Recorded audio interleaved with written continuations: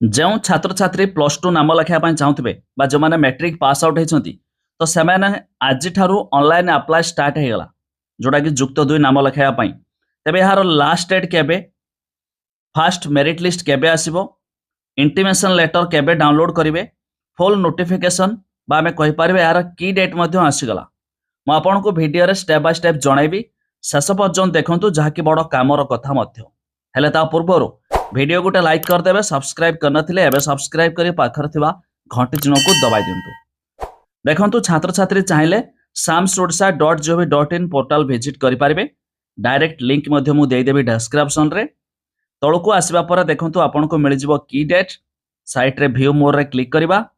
तबे एठी देखंतु जहा कि आज ठारू 24/5/2025 माने आज ठारू CAF जोटा कि कॉमन एप्लिकेशन फॉर्म जोटा कि आम ऑनलाइन अप्लाई स्टार्ट हो जाए तबे क्यों वेबसाइट जोगे ना www.samsodsa.gov.in ए पोर्टल जरिया तापर देखंतु 30/6/2025 जो लास्ट डेट रही जून मास 30 तारीख अप्लाई रो लास्ट डेट रही पीरियड मध्य आपण मानकु अप्लाई करने को पड़िबो।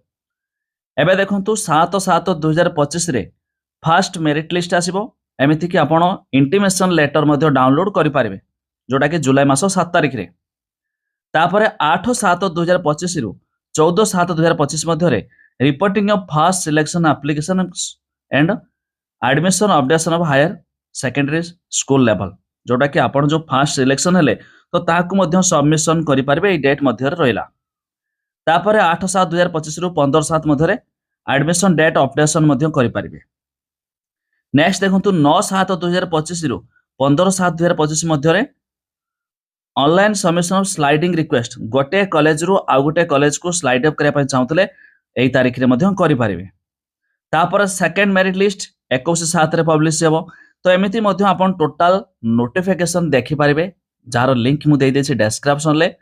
तबे रिजल्ट बाहरिबार 20-25 दिन परे आज मध्य डिक्लेयर हे गेला कि आज थारु जो माने प्लस 2 रे नाम लिखाय पई चाहूतबे से माने मध्य ऑनलाइन जुगे नाम लिखाई पारिबे।